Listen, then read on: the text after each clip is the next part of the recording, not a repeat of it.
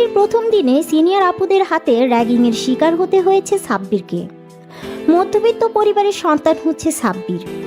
লেখাপড়ায় অনেক ভালো, তাই টপ রেজাল্ট করে ঢাকা বিশ্ববিদ্যালয়ে চান্স পেয়েছে। দেখতে মাশাল্লাহ পুরো চকলেট বয়। উজ্জ্বল ফর্সা গায়ের রং, যে কোনো মেয়ে প্রথম দেখাতে ক্রাশ খেয়ে যাবে। এবার গল্পে ফেরা যাক। এই ছেলে সিনিয়রদের কিভাবে সম্মান করতে হয় জানো না? দেখতে তো পুরোই হাবাগোবা, মনে হচ্ছে ভাজা মাছটাও উল্টে খেতে জানে না। ভার্সিটিতে প্রথম দিনে সেই সিনিয়রদের সাথে বেয়াদবি করলি? ওদের কথা শুনে সাব্বির নিজের কাঁধের ব্যাগটা ঠিক করতে করতে বলে, আমি আপনাদের কখনো অসম্মান করলাম? এই ছেলে আপনার মুখে মুখে তর্ক করা হচ্ছে। ভার্সিটির প্রথম দিন সিনিয়রদেরকে সালাম দিতে হয়, জানিস না তুই? এই ভার্সিটিতে থাকতে হলে আমরা যা বলবো তাই শুনতে হবে, আর প্রতিদিনই এসে আমাদের আগে সালাম দিতে হবে। ভার্সিটিতে থাকতে হলে আপনাদের কথা শুনে চলতে হবে কেন? ভার্সিটি তো কারোর ব্যক্তিগত সম্পত্তি না। সবাই এখানে লেখাপড়া করার জন্য এসেছে। এখানে সবার সমান অধিকার আছে। তাহলে আমি আপনাদের কথা শুনে চলবো কেন? সাব্বিরের কথা শুনে বৃষ্টি ওদের টিমের লিডার মারিয়াকে বলল, দেখেছিস মারিয়া, এই ছেলের কত সাহস, তোর সামনে বেয়াদবি করছে, আর তুই কিছু না বলে চুপ করে আছিস। এই ছেলেকে শাস্তি দিতে হবে। মারিয়া তার হিমিকা, অসম্ভব সুন্দর একটা মেয়ে, পুরো ভার্সিটির ক্রাশ গার্ল। উজ্জ্বল ফর্সা গায়ের রং, বড়লোক বাপের বড় মেয়ে, কিন্তু প্রচণ্ড পরিমাণে বদমেজাজি, তবে মনের দিক থেকে অনেক ভালো। মারিয়া এতক্ষণ বসে বসে বাদাম খাচ্ছিল। বৃষ্টির কথা শুনে হাত জেরে উঠে দাঁড়ায়। এই ছেলে, তুই জানিস তুই কার সাথে কথা বলছিস? কার সাথে কথা বলছি সেটা তো জানি না, তবে এটুকু বুঝতে পারছি কোনো বড়লোক বাবার বিগড়ে যাওয়া মেয়ের সাথে কথা বলছি। সাব্বিরের কথায় মারিয়া বেশ রেগে যায়, আর রেগে গিয়ে বলে, তোর এত বড় সাহস, তুই আমাকে অপমান করিস? তুই জানিস আমার বাবা এই ভার্সিটির প্রিন্সিপাল, আমি চাইলেই তোকে ভার্সিটি থেকে বের করে দিতে পারি। দেখেন আপু, আমি নিজের যোগ্যতায় এই ভার্সিটিতে এসেছি, কোনো ক্ষমতার জোরে বা ঘুষ দিয়ে নয়। যোগ্যতা থাকলে যে কোনো ভার্সিটিতেই আমি চান্স পাবো। আপনি যেটা বলছেন ওটা আপনার ক্ষমতার অহংকার। এভাবে নিজের ক্ষমতাটাকে অপব্যবহার না করে সেটাকে কোনো ভালো কাজে লাগান। এমন অনেক স্টুডেন্ট আছে যারা জীবনে অনেক কিছু করতে চায়, শুধু সামর্থ্যের অভাবে করতে পারে না। আপনার যদি এতই ক্ষমতা থাকে তাহলে সেই সমস্ত স্টুডেন্টদেরকে ভার্সিটিতে অ্যাডমিশন করিয়ে দিন। আমাদের মতো কিছু মধ্যবিত্ত ছেলেদের ভবিষ্যৎ এমন করে রাগের বশে রচনা করে ওই সমস্ত গরিব পরিবারের ছেলেগুলোকে সাহায্য করুন। সাব্বিরের কথায় মারিয়া মুগ্ধ হয়ে ওর দিকে তাকিয়ে রইল। ছেলেটার কথাগুলো শুনে মারিয়া রাগ কখন যে পানি হয়ে গেছে সেটা নিজেও টের পায়নি। মারিয়া সাব্বিরের কথার মাঝেই এতটাই হারিয়ে গেছে যে ও কোনো কথাই বলছে না। মারিয়া কিছু বলছে না দেখে পাশ থেকে মারিয়ার বান্ধবী ছায়া বলল, এই ছেলে, তোর এই সমস্ত জ্ঞান তোর কাছে রাখ, তো সাহস তো কম না। তুই আমাদের মারিয়ার মুখে মুখে কথা বলিস, তোকে তো আমি। কথাটা বলে ছায়া সাব্বিরের দিকে তেড়ে যেতে গেলে মারিয়া ছায়াকে থামিয়ে দিয়ে বলে, আমি কি করব না করব সেটা অবশ্যই তোর কাছ থেকে জানতে হবে না? সরি আপু, আমি যদি কোনো ভুল বলে থাকি তাহলে আমাকে ক্ষমা করে দেবেন। সাব্বিরের কথা শুনে মারিয়ার বান্ধবীগুলো সব হাসতে থাকে। মারিয়া ওদেরকে থামিয়ে দিয়ে বলে, তোর ভুলের জন্য এখন একটাই শাস্তি, তোকে আমাদের এই 5 জনের সমস্ত অ্যাসাইনমেন্ট করে দিতে হবে। কিন্তু আপু, আমি কেন আপনাদের অ্যাসাইনমেন্ট করতে যাব? আমি আপনাদের অ্যাসাইনমেন্ট কিভাবে করব? এটা কিভাবে সম্ভব? এটা তো অন্যায়। আপনারা শুধু শুধু আমার উপরে অত্যাচার করছেন। তুই যদি আমাদের অ্যাসাইনমেন্ট না করে দিস তাহলে তোকে এই ভার্সিটি থেকে রাস্ট্রিকেট করিয়ে দিব। কিভাবে করবি সেটা তোর ব্যাপার। সম্ভব অসম্ভব এই প্রশ্নই আসে না, এটা তোর শাস্তি। আমরা কোনো অত্যাচার করিনি, তুই যে আমাদের সাথে এতক্ষণ বেয়াদবি করলি সেই ভুলের শাস্তি এটা। আর তোর সময়সীমা মাত্র 24 ঘন্টা। 24 ঘন্টার মধ্যে তোকে সমস্ত অ্যাসাইনমেন্ট কমপ্লিট করে ঠিক এই সময়ে কালকে আমাদের দিতে হবে। মারিয়ার কথাগুলো শেষ হলে ওর বান্ধবী বৃষ্টি অ্যাসাইনমেন্টের পেপারগুলো নিয়ে সাব্বিরের হাতে দেয়। তারপর ওরা চলে যায়। সাব্বির কি করবে বুঝে উঠতে পারছে না। মাত্র 24 ঘন্টার মধ্যে 5 জনের অ্যাসাইনমেন্ট ও কিভাবে কমপ্লিট করবে, তাও আবার ওর সিনিয়র ব্যাচের, যেগুলো কখনো না দেখেছে না করেছে। সাব্বির পেপারগুলো নিয়ে সোজা লাইব্রেরিতে চলে যায়। লাইব্রেরিতে গিয়ে ও মারিয়াদের ব্যাচের বইগুলো খুঁজে বের করে, তারপর ওগুলো নিয়ে বাসায় চলে আসে। অন্যদিকে কিরে মারিয়া, তুই শুধু শুধু বেচারাকে আমাদের অ্যাসাইনমেন্ট করতে দিলি কেন? এগুলো তো আমরা আগেই কমপ্লিট করে রেখেছি, তাহলে আবার নতুন করে আমাদের অ্যাসাইনমেন্ট করতে দিলি যে? ফার্স্ট ইয়ারের স্টুডেন্ট সিনিয়র ব্যাচেলর অ্যাসাইনমেন্ট করতে দিয়েছে 24 ঘন্টার মধ্যে, তাও আবার 5 জনের অ্যাসাইনমেন্ট, যেটা করা অসম্ভব। কিন্তু ও এটা করার আপ্রাণ চেষ্টা করবে, কারণ ওর মতো ফকিন্নির বাচ্চার কোনো যোগ্যতা নেই ভার্সিটিতে থাকার। ও যদি অ্যাসাইনমেন্টগুলো না করে আসে, ওকে ভার্সিটি থেকে চলে যেতে হবে, আর এইটাই হবে আমার সাথে লাগতে আসার শাস্তি। মারিয়ার সাথে যে লাগতে আসবে তাকে শাস্তি পেতে হবে। অন্যদিকে সাব্বির ভার্সিটি থেকে ফেরার পর থেকে অ্যাসাইনমেন্ট করতে উঠে পড়ে লেগে যায়। কি হলো আপু, সকালে ঘুম থেকে উঠতে লেট হলো বলে না খেয়ে ভার্সিটি চলে গেলাম, আবার ভার্সিটিতে গিয়ে ক্লাস না করে চলে এলি। এসব কিছু না খেয়ে সে কখন থেকে কী সব করছিস? কি লিখছিস এগুলো তুই? একটু তো খেয়ে নে, দেখ দুপুর 12টা পার হয়ে গেছে, তুই এখনো কিছু খাসনি। এভাবে থাকলে তো তুই অসুস্থ হয়ে পড়বি। উফ আম্মু, বিরক্ত করো না তো, আমি অ্যাসাইনমেন্ট করছি, এগুলো খুব জরুরি। কাজটা শেষ করেই আমি খেতে আসছি, তুমি যাও। আচ্ছা ঠিক আছে, তাড়াতাড়ি আয়, আমি গেলাম। পরদিন ভার্সিটিতে মারিয়া ওর লেডি গ্যাং নিয়ে অপেক্ষা করছে। কি রে, ওই ছোট্ট বাচ্চাটা এখনো এলো না তো? বৃষ্টির কথায় বিরক্ত হয়ে ছায়া বলল, উফ গাধি, তোরা এই বিরক্তকর কথা বন্ধ করবি? হর্দ কথা বাচ্চা, এই বাচ্চাটা আবার কে? কেন, বাচ্চাটাকে বুঝতে পারছিস না? আরে কালকের ওই ছেলেটা যাকে আমরা অ্যাসাইনমেন্ট করতে দিয়েছি, কালকে ওর সাথে এত ঝগড়া করলি, কিন্তু নামটাই তো কেউ জিজ্ঞেস করলি না। ওর তো এখন অ্যাসাইনমেন্ট দেওয়ার কথা, কিন্তু এখনো তো এলো না। সেজন্যই বলছি বাচ্চাটা এখনো এলো না যে। হ্যাঁ, আসলেই তো বাচ্চা। ছায়ার কথাটা শেষ করার আগেই সাব্বির ওদের সামনে এসে অ্যাসাইনমেন্টগুলো এগিয়ে দিয়ে বলল, আসসালামু আলাইকুম আপুরা, এই নিন আপনাদের অ্যাসাইনমেন্ট। সাব্বিরের কথায় ওরা 5 জনে অবাক হয়ে যায়। আর ছায়া বলে, এই ছেলে 24 ঘন্টার মধ্যে সিনিয়র ব্যাচের অ্যাসাইনমেন্ট করা অসম্ভব, তাহলে তুমি কিভাবে করলা? নিশ্চয় ভুলভাল লিখে নিয়ে এসেছো। পাশ থেকে বৃষ্টি বলল, এই কেউ অ্যাসাইনমেন্টগুলো নিয়ে দেখতো সব ঠিক আছে কিনা। দেখে বুঝতে পারলো সব একদম ঠিক আছে। তখন ছায়া অবাক হয়ে মারিয়াকে বলল, মারিয়া, এ তো দেখছি সব একদম ঠিক করেছি। এই ছেলে, তোমার নাম কি? জি, আজমাইন হোসেন সাব্বির। মারিয়া এতক্ষণ চুপ ছিল, কিন্তু সাব্বিরের নাম শুনে অবাক হয়ে যায়। তারপর ওকে প্রশ্ন করে, আজমাইন হোসেন সাব্বির মানে? হ্যাঁ আপু, এটাই আমার বাবা মায়ের দেওয়া নাম। আচ্ছা, তোকে কি সবাই টিউশনি সাব্বির ডাকতো? না মানে তুই কি আগে অনেকগুলো টিউশনি করাতি? হ্যাঁ, আমি টিউশনি পড়াতাম, কিন্তু আপনি কিভাবে জানলেন? সাব্বিরের কথা শুনে মারিয়া একটা তাচ্ছিলের হাসি দিয়ে বলে, আমি নীলার বড় আপু। মারিয়া কথাটা বলেই সেখান থেকে চলে যায়। আর সাব্বির মারিয়ার চলে যাওয়ার দিকে অবাক চোখে তাকিয়ে রইল। ও বিশ্বাসই করতে পারছে না যে মারিয়া নীলার বড় আপু। আজ এতগুলো দিন পর এক্স গার্লফ্রেন্ডের নাম শুনে সাব্বির কি বলবে, ওর কি রিয়াকশন করা দরকার সেটাও জানা না। মারিয়া চলে যাওয়ার দিকে ওর বান্ধবীগুলো ওকে ডাকতে ডাকতে চলে যায়। সাব্বির কিছুক্ষণ সেখানে দাঁড়িয়ে থেকে ওদের চলে যাওয়ার দিকে তাকিয়ে থেকে নিজের ক্লাসে চলে যায়। সাব্বিরের ক্লাসে মনোযোগ দিতে পারছে না, বারবার কিছুক্ষণ আগের ঘটনা মাথায় ঘুরপাক খাচ্ছে।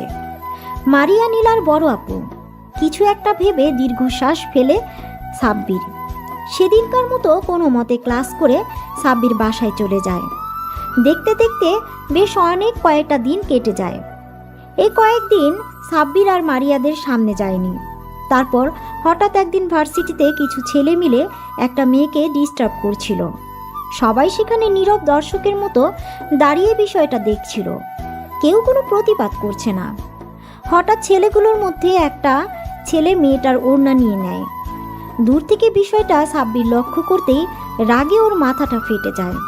সাব্বির ঝড়ের গতিতে ছেলেগুলোর সামনে গিয়ে ওড়না হাতে থাকা ছেলেটার বুকে একটা লাথি মেরে হাত থেকে ওড়নাটা নিয়ে মেয়েটাকে গড়িয়ে দেয়। বাকি ছেলেগুলো একসাথে সাব্বিরের দিকে তেড়ে আসে ওকে মারতে। উপায় না পেয়ে সাব্বির ওদের সাথে মারপিট করতে থাকে, কিন্তু সাব্বির একা অতগুলো ছেলের সাথে পেরে উঠছিল না। হঠাৎ কোনো একটা ছেলে চাকু নিয়ে সাব্বিরের দিকে তেড়ে আসে।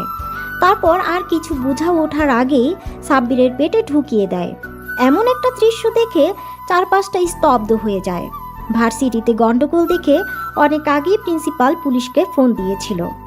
সাব্বিরকে চাকু মারার পর পুলিশের গাড়ি ভার্সিটির মধ্যে ঢুকে পড়ে।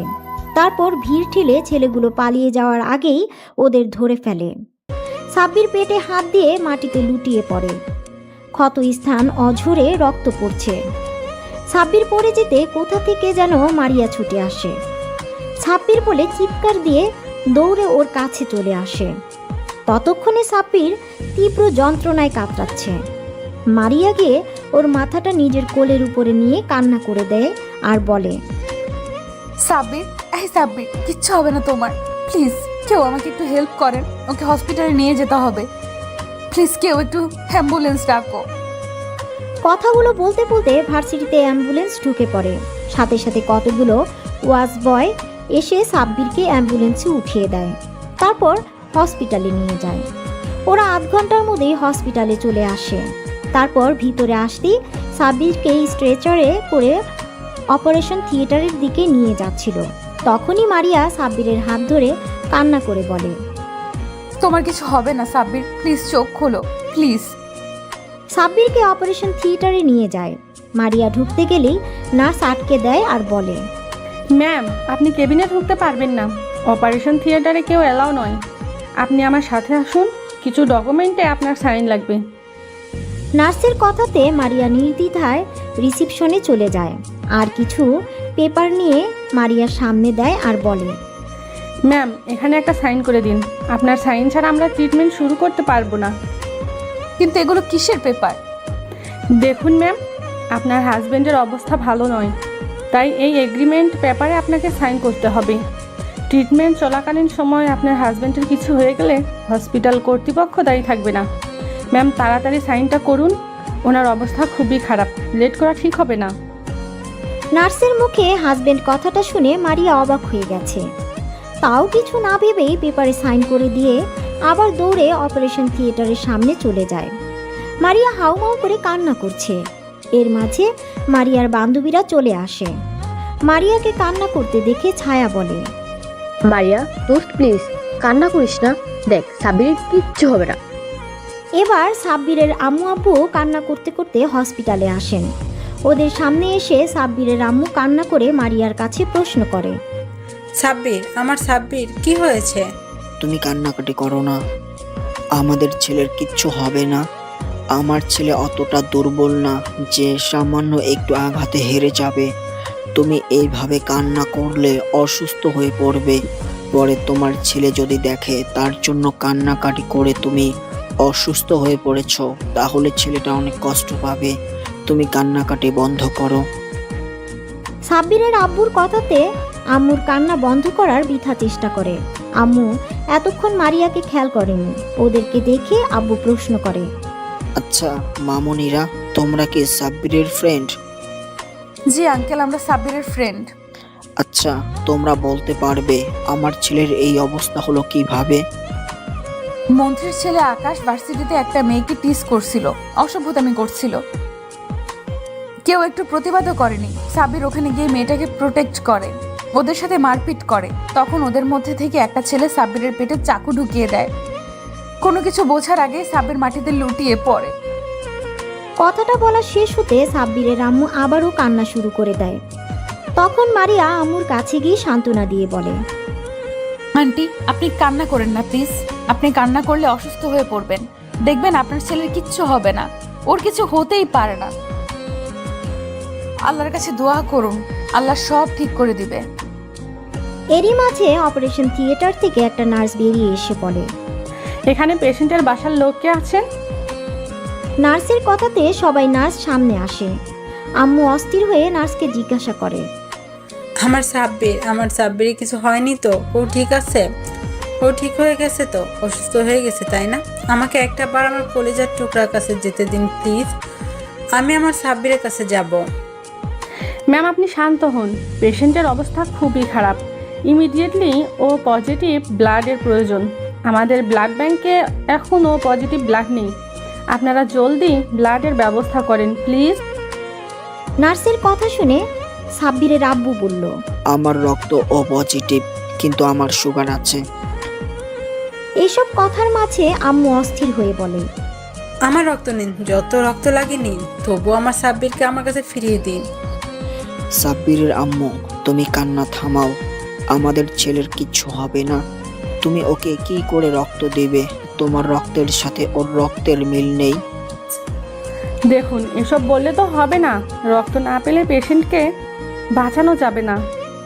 ওদের কথা শেষ হতেই মারিয়া বলে, নার্স, আমার রক্তের গ্রুপ ও পজিটিভ। আমার সব কিছু নর্মাল। যত রক্ত লাগে আমার শরীর থেকে নিয়ে নিন। আপনি তাড়াতাড়ি ভিতরে আসুন। নার্স মারিয়াকে নিয়ে ভিতরে চলে যায়। শরীর থেকে 2 ব্যাগ রক্ত নেওয়া হয়। রক্ত দেওয়ার শেষে মারিয়া দাঁড়ানোর চেষ্টা করলে মাথা ঘুরে পড়ে যেতে নাই। তখন নার্স ওকে ধরে শুয়ে দিয়ে বলে, আরে আরে, আপনি উঠছেন কেন? শুয়ে কিছুক্ষণ রেস্ট নিন। নার্স বেরিয়ে গেলে সাব্বিরের আব্বু আম্মু মারিয়ার কেবিনে ঢুকে। আম্মু মারিয়ার সামনে বসে ওর একটা 2 হাত হাতের মুঠোয় নিয়ে বলে, তুমি আজকে আমার ছেলের জন্য যা করলে এই ঋণ আমি কখনো শোধ করতে পারবো না মা। ছি ছি, আন্টি কি বলছেন এগুলো? এটা আমার কর্তব্য, এইভাবে বলবেন না। তোমার জন্য আজকে আমি আমার ছেলেকে ফিরে পেয়েছি। তোমার এই ঋণ আমি কিভাবে যে শোধ করব? এই মা, আন্টি কি বলছেন এগুলো? আমার কিচ্ছুর প্রয়োজন নেই। সাব্বির এখন সুস্থ আছে, তাতেই আমি খুশি। তুমি অনেক লক্ষ্যে একটা মেয়ে। তোমার কখনো যদি মনে হয় এই মায়ের থেকে কোনো কিছুর প্রয়োজন, তাহলে তুমি আমাকে অবশ্যই বলবে। আচ্ছা আন্টি। ওদের কথা শেষ হতে সাব্বিরের আব্বু মারিয়ার মাথার উপর হাত রেখে বলে, দোয়া করি মা, তুমি অনেক সুখী হও।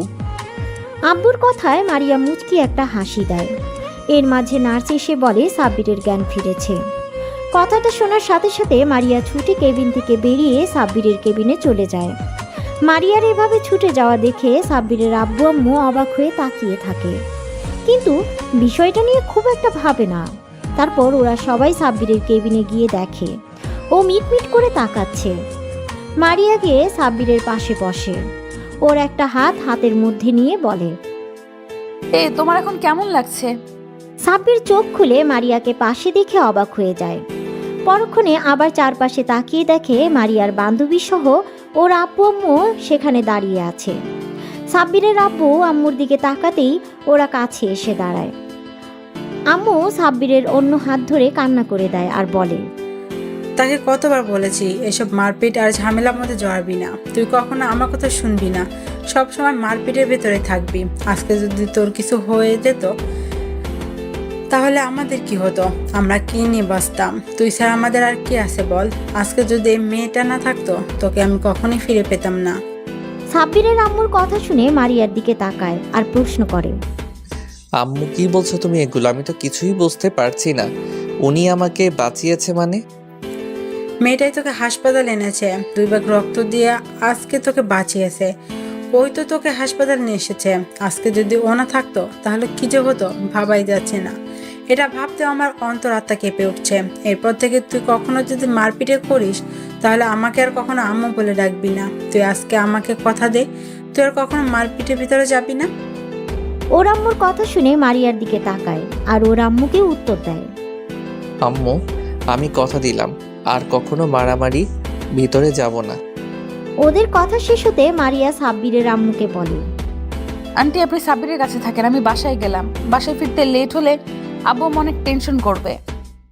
আচ্ছা মা, তুমি যাও। আর হ্যাঁ, কখনো যদি কিছু সাহায্যের প্রয়োজন হয় তাহলে অবশ্যই আমাকে বলবে। আম্মুর কথার পরিবর্তে মারিয়া মুচকি একটা হাসি দেয়। তারপর চলে যাওয়ার সময় মারিয়ার বান্ধবীগুলো সবাই সাব্বিরের সাথে কথা বলে যায়। সবাই চলে যেতেই সাব্বির কিছু একটা ভেবে মুচকি একটা হাসি দেয়। আব্বু আম্মু ওকে এমন করে হাসতে দেখে ভ্রু কুচকে জিজ্ঞাসা করে, কি হলো আব্বু, তুই হাসছিস কেন? না না, কিছু না তো, এমনি। আচ্ছা আব্বু, একটা কথা জিজ্ঞেস করব? আম্মু, তুমি আমাকে কিছু জিজ্ঞেস করবে, তার জন্য পারমিশন নিতে হবে? তুমি নিশ্চিন্তে আমাকে বলো কি বলতে চাও। আব্বু, তুই কি মেয়েটাকে ভালোবাসিস? আম্মুর মুখে এরকম কথা শুনে সাব্বির অবাক হয়ে আম্মুর দিকে তাকিয়ে বলে, আম্মু কী সব বলছো? তোমার মাথা ঠিক আছে? ওই মেয়েটা আমাদের ভার্সিটির সিনিয়র, আমার থেকে 2 বছরের সিনিয়র। আমার ওর সাথে তেমনভাবে কোনো পরিচয়ই নেই, তাহলে সম্পর্ক হবে কিভাবে? কিন্তু মেয়েটা যে বললো ও তোর ফ্রেন্ড, তাছাড়া মেয়েটাকে দেখে মনে হলো তোকে প্রচণ্ড পরিমাণে ভালোবাসে। আম্মু তুমি ভুল ভাবছো। দেখ আব্বু, আমি তোর আম্মু, আমাকে ঠিক ভুল চেনাতে আসিস না। আমি মেয়েটার চোখে তোর জন্য এক বুক পরিমাণ কষ্ট আর ভালোবাসায় দেখেছি, আর তুই কেমন ওদিকে মায়া ভরা দৃষ্টিতে তাকিয়েছিলি। জানিস তো, মায়ের চোখে সন্তান কখনোই ফাঁকি দিতে পারে না। তুমি ঠিক বলছো, এই বিষয়টা আমিও লক্ষ্য করেছি, শুধু বলতে পারছিলাম না। আব্বু আম্মু তোমরা কি একটু থামবে? আমাকে তোমরা কিছু বলার সুযোগই দিচ্ছ না। তোমরা যে মেয়েটাকে নিয়ে এত আকাশ পাতাল চিন্তা করছো, জানো মেয়েটাকে? এর কথায় আব্বু আম্মু নীরব হয়ে ওর দিকে তাকিয়ে বলে, ওই মেয়েটার কেউ নয়, ও হচ্ছে নীলা আর বড় বোন। সাব্বিরের মুখে নীলা নামটা শুনে আব্বু আম্মু অবাক হয়ে গেল। নীলার বড় আপু যে এই মেয়েটা মানে মারিয়া, সেটা শুনে আরও অবাক হয়ে গেল। আব্বু আম্মু অনেকক্ষণ চুপ করে সাব্বিরের মুখের দিকে তাকিয়ে রইল। তারপর নীরবতা ভেঙে আম্মু বলল, নীলা মানে সে পিচ্চি মেয়েটা যাকে তুই টিউশনে পড়াতে যেতি? এই মেয়েটা নীলার বড় বোন, কিন্তু এর সাথে তো নীলা কোনো মিল নেই। সাব্বির ওর আম্মুর কথায় বিরক্ত প্রকাশ করে বলে, আম্মু তোমার কি মাথা খারাপ হয়ে গেছে? ওরা কি যমজ নাকি একই রকম দেখতে হবে? উফ, তুই একটা মাথা মোটা। আমি কি চেহারা মিলা কথা বলেছি নাকি?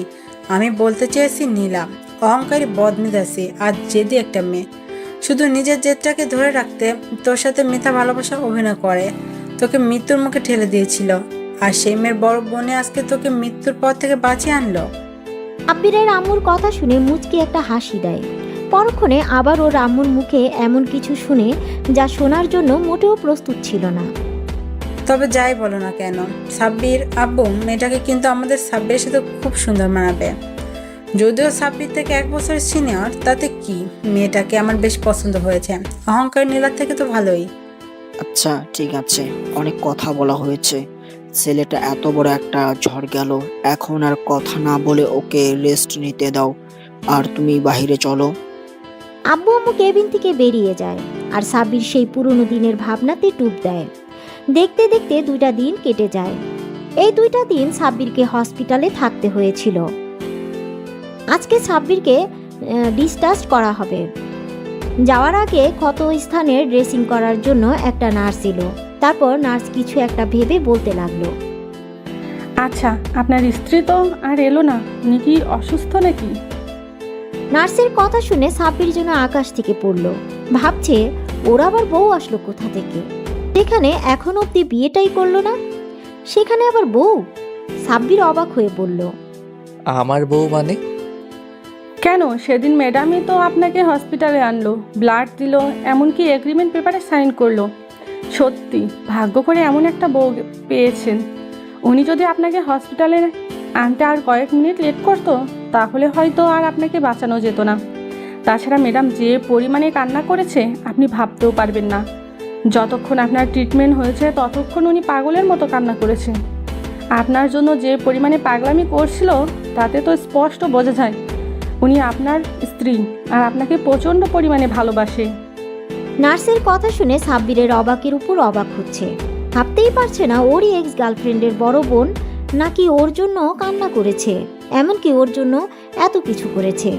সাব্বিরের মনে এখন একটা প্রশ্নই ঘুরপাক খাচ্ছে, আর সেটা মারিয়া ওর জন্য এত কিছু কেন করেছে?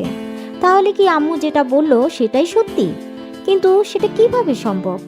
সাব্বির বারবার নিজেকে প্রশ্ন করছে। নার্সের ড্রেসিং করা হয়ে গেলে চলে যাচ্ছিল, কিন্তু কিছু একটা মনে করে আবার ফিরে এসে বলল, আর হ্যাঁ, দোয়া করি আপনারা দুজন অনেক সুখী হন। জানেন তো, লাইফ পার্টনার হিসেবে এমন কাউকে পাওয়াটা অনেক ভাগ্যের ব্যাপার। তাকে সবসময় ভালোবাসার মানুষটাকে আগলে রাখবেন। সাব্বিরকে ডিসচার্জ করা হলে ও আব্বু আম্মুর সাথে বাসায় ফিরে আসে। দেখতে দেখতে আরও 1 সপ্তাহ কেটে যায়। এর মাঝে মারিয়া একবারও সাব্বিরের খোঁজ খবর নেয়নি। পুরো 1 মাস লেগে গেল সাব্বির সুস্থ হতে, আর সুস্থ হতে ভার্সিটিতে যাবে বলে ঠিক করে। সাব্বির রেডি হয়ে আম্মুকে বলে ভার্সিটির উদ্দেশ্যে বেরিয়ে পড়ে। তারপর ক্যাম্পাসে এসে সাব্বির বারবার এদিক ওদিক মারিয়াকে খুঁজছিল। কেন জানি না, সাব্বির এই একটা মাস মারিয়াকে অনেক মিস করেছে। বারবার শুধু মারিয়ার মায়াবী মুখ ওর চোখের সামনে ভেসে উঠেছে।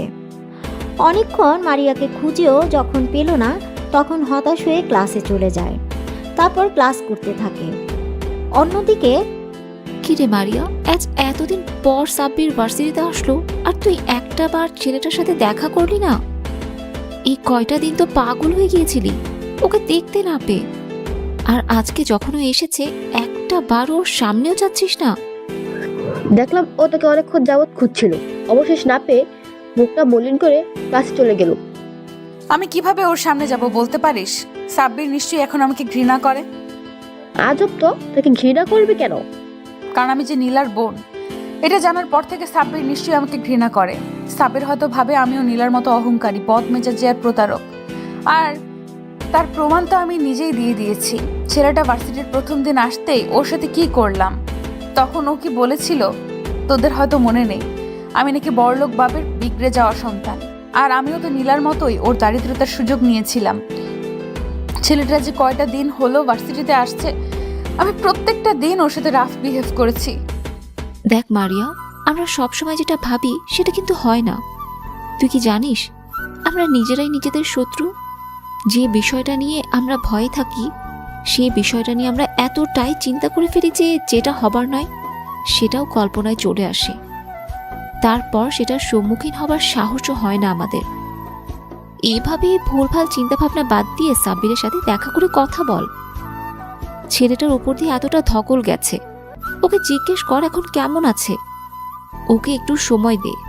আর তোর জন্য যদি ওর মনে কোনো নেগেটিভ চিন্তাভাবনা থাকে তাহলে সেটা দূর করার চেষ্টা কর। ভার্সিটিতে এসেই ও প্রথমে তোকে খুঁজছিল, আর তুই ওকে এড়িয়ে যেতে চাইছিস। বৃষ্টির কথাগুলো মারিয়া মনোযোগ দিয়ে শুনল। তারপর নিজের মনকে প্রশ্ন করল। বৃষ্টি ঠিকই বলছে, আমার একবার সাব্বিরের সামনে গিয়ে ওর সাথে কথা বলা দরকার। অন্যদিকে সাব্বিরের ক্লাসগুলো শেষ হলে ও ক্যান্টিনের দিকে যাচ্ছিল। তখনই বৃষ্টি আর ছায়া এসে ওর সামনে দাঁড়ায় আর বলে, এই শোন মারিয়া, তোকে ভার্সিটির পেছন দিকে লেকের পাড়ে যেতে বলেছে।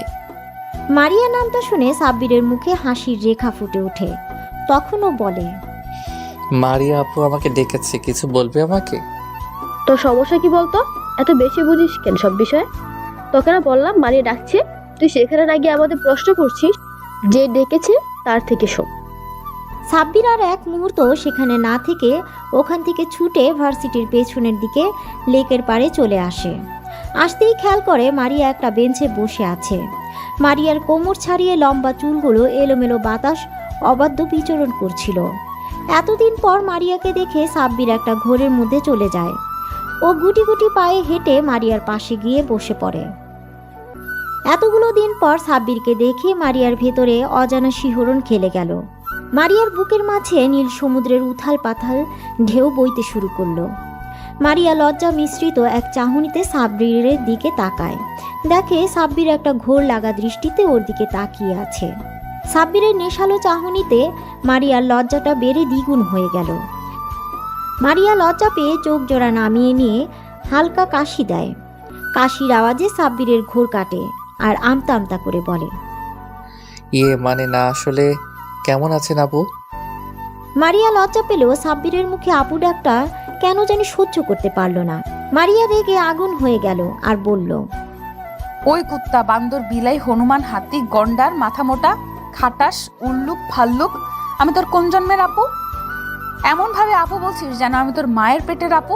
খবরদার, আর কখনো যদি আমাকে আপু বলে ডেকেছিস তাহলে তোর খবর করে ছেড়ে দিব, কুত্তা, বলে রাখলাম। মারিয়ার আগে ফুঁসতে লাগলো। সাব্বির আবুলের মতো মারিয়ার রাগী চেহারার দিকে তাকিয়ে ভাবতে লাগলো, আপু, আপনি তো আমার 2 বছরের সিনিয়র, তাহলে আপনাকে আপু ডাকবে না তো কি ডাকবো? কি বলে ডাকবে মানে? আমার একটা সুন্দর নাম আছে, তুই জানিস না? এখন থেকে আমার নাম ধরে ডাকবি। আর কি আপনি আপনি লাগিয়ে রেখেছিস? হ্যাঁ, কিন্তু আপনি তো আমার থেকে বড়, আপনার নাম ধরে ডাকলে সবাই বিষয়টা কিভাবে নিবে? আর আপনি বলে না ডাকলে সেটা তো বেয়াদবি হয়ে যাবে। আপনি না বলেছিলেন আপনাদেরকে সম্মান দিয়ে কথা বলতে, আমি তো এখন সেটাই করছি। তাহলে এত অভিযোগ কেন? একবার বলেছি শুনতে পাসনি? আমি বলেছি মানে তুই আমার নাম ধরেই আর তুমি করেই ডাকবি। মারিয়া বলেই কিছুক্ষণ চুপ করে থেকে তারপর নিজেকে বেশ স্বাভাবিক করে শান্ত গলায় বলল। এখন কেমন আছো তুমি?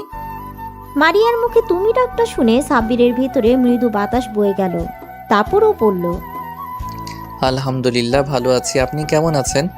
সাব্বিরের মুখে আবার আপনি ডাক শুনে মারিয়া রাগী চোখে তাকিয়ে সাব্বির আমতা আমতা করে বলল, আপনাকে তুমি ডাকতে সময় তো লাগবেই। আমি সবাইকে আপনি করে ডাকতে অভ্যস্ত, তাই তুমি ডাকটা সহজে আসে না। সাব্বিরের ভয়ার্ত চেহারা দেখে মারিয়া একটু মুচকি হাসে। তখনও জিজ্ঞাসা করে, আচ্ছা, তোমাকে একটা কথা বলবো, যদি কিছু মনে না করো। কি কথা বলো? আর মনে করার কি আছে? আমি তোমার কোনো কথাতেই কিছু মনে করব না, তুমি নির্দ্বিধায় বলো। তুমি তো নীলার আপু, অথচ নীলার স্বভাবের সাথে তোমার কোনো মিল নেই। দুজনে দুই মুদ্রার উল্টো পিঠ। তুমি এতটা আলাদা কেন? এই প্রশ্নটা আমার মনে বারবার ঘুরপাক খাচ্ছে। এর জন্য তুমি এতটা ভয় পাচ্ছিলে? তবে হ্যাঁ, তুমি কথাটা ঠিক বলেছ। আমি আর নীলা দুজনেই দুই রকম। নীলার সাথে আমার কোনো মিল নেই। নীলার অতিরিক্ত অহংকার করত। ওর এই অহংকার আর জেদের জন্যই হয়তো ওকে শাস্তি পেতে হয়েছে। শাস্তি পেয়েছে মানে? কি বলছো তুমি? আমি তো কিছুই বুঝতে পারছি না। নীলা তোমার সাথে যেটা করেছে ঠিক এইরকম ভাবে আরো অনেক ছেলের সাথে এরকম করেছে। কিন্তু ওই যে কথায় আছে না, পাপের ঘোড়া পূর্ণ হয়ে গেলে পাপের শাস্তি হবেই হবে। নীলার এমন কাজে অনেক ছেলেই ওর উপর ক্ষিপ্ত ছিল। তারপর ও যখন মন্ত্রীর ছেলে আকাশের একটা ফ্রেন্ডের সাথে ঠিক একইভাবে গেমের অভিনয় করে, তখন আকাশ অনেক ক্ষিপ্ত হয়ে যায়। এরপর একদিন নীলাকে জোর করে তাকে তুলে নিয়ে গিয়ে ধর্ষণ করে মেরে ফেলে। মারিয়ার এমন কথা শুনে সাব্বিরের পুরো পৃথিবী যেন থমকে গেছে। ও বিশ্বাসই করতে পারছে না নীলা আর নেই। আপনাদের সবার মনে হয়তো প্রশ্ন থাকতে পারে, সাব্বিরের সাথে কি এমন করেছিল নীলা। আসুন তবে আপনাদের সব ঘটনা খুলে বলি। সাব্বির মধ্যবিত্ত পরিবারের ছেলে। সাব্বিরের আব্বু হঠাৎ অসুস্থ হয়ে পড়ায় সেই মুহূর্তে সাব্বিরকে পরিবারের হাল ধরতে হয়েছিল। নীলা ছিল সাব্বিরের প্রথম ছাত্রী। সাব্বির প্রথম থেকেই নীলাকে অনেক স্নেহ করত, কিন্তু নীলার কাছে সেগুলো বিরক্ত লাগতো। তারপরে নীলার আব্বু আম্মু সাব্বিরের প্রতি অতিরিক্ত কেয়ার আর ভালো মানসিকতা দেখে নীলা রাগে, হিংসায় আর জেদের জন্য সাব্বিরের সাথে ভালোবাসার নাটক করে। সাব্বির যখন ওর প্রেমের প্রস্তাবে রাজি হচ্ছিল না, তখন নীলা সুইসাইডের নাটক করছিল। ফলস্বরূপ সাব্বিরকে বাধ্য হয়ে রাজি হয়ে যেতে হয়েছিল। তারপরও সাব্বির ওদের সম্পর্কটা নিয়ে খুবই দ্বিধায় ছিল, কারণ নীলা খুবই ছোট ছোট ড্রেস পরতো আর নাইট ক্লাবে গিয়ে অন্য ছেলেদের সাথে পার্টি করতো, ড্রিঙ্কস করতো। কিন্তু সাব্বির মানা করলে নীলা ওকে অনেক কথা শুনিয়ে দিত। তারপর একদিন রাতে সাব্বির টিউশনি শেষ করে বাসায় ফেরার পথে দেখে একটা গাড়ির মধ্যে একটা মেয়ে আর একটা ছেলে অন্তরঙ্গ অবস্থায় আছে। সাব্বির দেখেও এড়িয়ে যাচ্ছিল। ঠিক সেই সময় গাড়ির ভেতর থেকে মেয়েটার খুবই বিশ্রী একটা আওয়াজ শুনতে পায়। সাব্বিরের কেন জানি ভয়েসটা খুবই চেনা চেনা লাগছিল। তখনও গাড়ির জানালার কাছে গিয়ে দেখে নীলা একটা ছেলেকে কিস করছে। এসব দেখে সাব্বিরের মাথায় যেন আকাশ ভেঙে পড়ল। সাব্বির বিশ্বাসই করতে পারছিল না যে নীলা এরকম করবে ওর সাথে। নীলা খুবই বাজেভাবে চলাফেরা করলেও এটুকু সাব্বিরের বিশ্বাস ছিল যে ও কখনো এমন কাজ করতে পারে না। কিন্তু সেদিন ওকে এরকম অবস্থায় দেখে সাব্বিরের বলার ভাষা হারিয়ে ফেলেছিল। তারপর সাব্বির গাড়ির দরজায় টোকা দিতেই নীলা ছেলেটাকে ছেড়ে দিয়ে গাড়ির জানালা নামিয়ে দেখে সাব্বির দাঁড়িয়ে আছে। নীলা ড্রিঙ্কস করে পুরো মাতাল হয়ে আছে, ওর কোনো হুঁশই নেই। ও কি করছে জানে না। সাব্বিরকে দেখে নীলা মাতাল অবস্থায় বলে, এই ফকিন্নির বাচ্চা, ছোট লোকের বাচ্চা, তুই এখানে কি করছিস? চলে যা এখান থেকে। আমি আমার বেবির সাথে রোম্যান্স করছি, দেখতে পাচ্ছিস না? ছোট লোকের বাচ্চা। নীলার মুখে এমন কথা শুনে আর চোখের সামনে এসব দৃশ্য দেখে সাব্বির আর নিজেকে কন্ট্রোল করতে পারে না। সাব্বিরের চোখ দিয়ে দু ফোঁটা পানি গড়িয়ে পড়ে। সাব্বিরের চোখের কোণে জমে থাকা পানিটা মুছে নিয়ে চলে যায় আর নীলা ওকে বকা দিতে থাকে। ওই ঘটনার পর বেশ কয়েকটা দিন কেটে যায়। সাব্বির আর নীলার সাথে দেখা করেনি, আর ওকে টিউশনিও পড়াতে যায়নি। সাব্বির যোগাযোগ করছে না দেখে নীলার মধ্যে কোনো চিন্তা ভাবনা নেই। নীলার আম্মু প্রতিদিনই সাব্বিরের খোঁজ করে, সাব্বির কেন টিউশনি করাতে আসছে না। নীলার আম্মু সাব্বিরকে ফোন দিয়ে টিউশনি পড়াতে আমার জন্য অনেক রিকোয়েস্ট করে। আর সেই মুহূর্তে সাব্বিরের টাকার প্রয়োজন ছিল আব্বু ট্রিটমেন্টের জন্য। সাব্বির বাধ্য হয়ে নীলাদের বাসায় যায়। সাব্বির নীলার আম্মুর সাথে বেশ কিছুক্ষণ কুশল বিনিময় করে নীলাকে পড়ানোর জন্য ওর রুমে যায়। নীলার রুমে আসতে ও ভদ্র মেয়ের মতো পড়তে বসে। পড়া শেষ হতেই যখনই সাব্বির চলে আসতে যাবে তখনই নীলা পেছন থেকে সাব্বিরের হাত ধরে বলে, কি হলো, তুমি চলে যাচ্ছ কেন? আর তুমি এই কদিন আমার সাথে কথা বলনি কেন? আমার খোঁজও নেওনি কেন বেবি? নীলার মুখে এই সমস্ত কথা শুনে সাব্বির তাচ্ছিলের একটা হাসি দিয়ে বলে, আমি বামন হয়ে চাঁদ ধরতে পারি না, তাই এই সম্পর্কটা আমার পক্ষে রাখা সম্ভব না। তাছাড়া তোমার তো প্রেমিকের অভাব নেই, তোমার শরীরের খিদে মেটানোর জন্য অনেকেই আছে, সেটা আমি সেদিন নিজের চোখেই দেখেছি। সেদিন গাড়িতে থাকো, আর কোনো কথা বলতে চাই না। ভালো থাকবে তুমি। সাব্বিরের এরকম কথা শুনে নীলা বুঝতে পারে ওর সবটা সাব্বির জেনে গেছে। তারপরও নীলার রাগ হচ্ছে, ওর মতো 2 টাকার একটা ফকিন্নির বাচ্চা ওকে তেজ দেখিয়ে কথা বলছে, ওকে রিকোয়েস্ট করছে। বিষয়টা নীলা কিছুতেই মেনে নিতে পারেনি, তাই বলতে লাগলো, এই তোর এত বড় সাহস, তুই এই নীলাকে রিজেক্ট করছিস? এরপর যেটা হবে এর জন্য তুই দায়ী থাকবি। নীলার কথা শুনে সাব্বির বলে, আপনি তো আমার অনেক বড় উপকার করেছেন, এরপর থেকে হয়তো দ্বিতীয়বার আর কাউকে বিশ্বাস করতে পারবো না। আমার ভাগ্যে যেটা আছে সেটা হবেই। আপনাদের সামান্য কথায় আমার কিছু যায় আসে না। ভালো থাকবেন, আর ধন্যবাদ সব কিছুর জন্য। সাব্বির বাসা থেকে বেরিয়ে পড়ে আর যাওয়ার আগেই নীলার আম্মুকে বলে ও আজ থেকে নীলাকে পড়াতে আসবে না। নীলার আম্মু বারবার ওকে জিজ্ঞাসা করলেও সাব্বির কিছু না বলেই চলে যায়। তারপর 2-3 দিন পর সাব্বির টিউশনি পড়িয়ে বাসায় আসছিল। ঠিক সেই মুহূর্তে একটা মেয়ে সাব্বিরের সামনে এসে বলে, ভাইয়া প্লিজ হেল্প করেন, প্লিজ ভাইয়া, আমার বান্ধবীকে কিছু ছেলে তুলে নিয়ে গেছে। ভয় পেও না আপু, আমি হেল্প করব তোমাকে। ওরা কোনো দিকে নিয়ে গেছে, আমাকে বলো। কথাগুলো বলে মেয়েটা সাব্বিরকে নিয়ে একটা পুরাতন গোডাউনের দিকে নিয়ে যায়। তারপর সেখানে যেতেই সাব্বির অবাক হয়ে যায়, কারণ গোডাউনের ভিতরে কেউ ছিল না। ভেতরে আসতেই মেয়েটা খুব বিশ্রীভাবে হাসতে থাকে। কি হলো আপু, তুমি এভাবে হাসছো কেন? এখানে তো কেউ নেই। আর তুমি না বললে তোমার বান্ধবীকে কারা এখানে নিয়ে আসছে? তাহলে তুমি আমাকে মিথ্যে বলে এখানে নিয়ে আসলে কেন? খেলা তো এবার শুরু হবে মেরি জান। কথাগুলো বলে মেয়েটা নিজের জামা কাপড় ছিঁড়তে থাকে আর চিৎকার করে মানুষজন ডাকতে থাকে। মেয়েটার এমন চিৎকার শুনে সাথে সাথেই কিছু লোকজন এসে সেখানে উপস্থিত হয়। তারপর মেয়েটার এই অবস্থা দেখে সবাই ভাবে সাব্বির হয়তো মেয়েটাকে ধর্ষণ করছিল, তাই ওকে এলোপাথারি মারতে শুরু করে। ওদের মাঝে একটা লোক পুলিশকে ফোন করে সাব্বিরকে পুলিশে দেয়। আর সবটাই নীলার প্ল্যান ছিল। আর ভাগ্যটা সেদিন সাব্বিরের সাথে ছিল।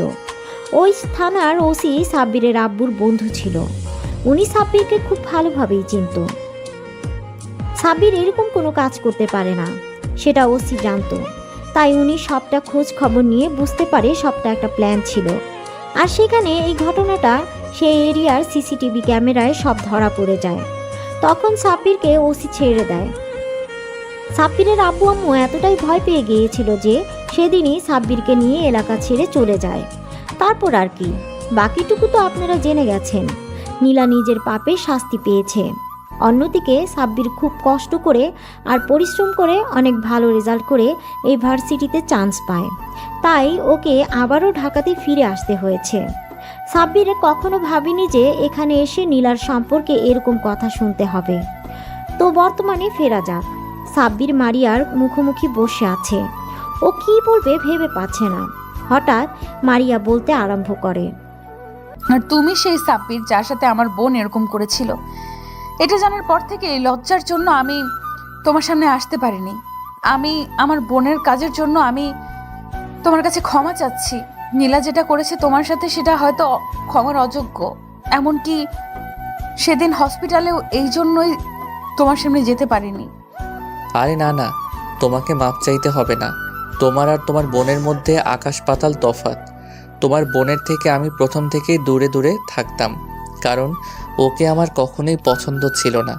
শুধু ওর জেদের কাছে হার মেনে ওর সাথে রিলেশনে যেতে হয়েছিল। থাক, সেগুলো পুরনো অতীত। ওসব কথা আর না তোলাই ভালো। তবে তুমি কি আমাকে ক্ষমা করে দিয়েছো তো? ক্ষমা করার প্রশ্নই ওঠে না। তুমি তো কখনো ভুল করনি। যা করেছে নীলা করেছে, তার ভুলের জন্য তুমি কেন লজ্জিত হবে? এসব কথা আমি ভুলে গেছি। সেসব কথা মনে করে নিজেকে ছোট করো না। আমি কখনোই ওর জন্য তোমাকে অন্য চোখে দেখিনি। আমি মেয়েদেরকে অনেক সম্মান করি, তাই তোমাকে কখনো অসম্মান করব না, কথা দিলাম। সাব্বিরের কথা শুনে মারিয়া একটা স্বস্তির নিঃশ্বাস ফেলে সাব্বিরকে বলে, তাহলে আজ থেকে আমরা বেস্ট ফ্রেন্ড। সাব্বির একবার মারিয়ার দিকে তাকাচ্ছে, একবার মারিয়ার হাতের দিকে, তারপর মুচকে একটা হাসি দিয়ে মারিয়ার হাতের সাথে হাত মিলিয়ে বলে, ওকে বেস্ট ফ্রেন্ডস।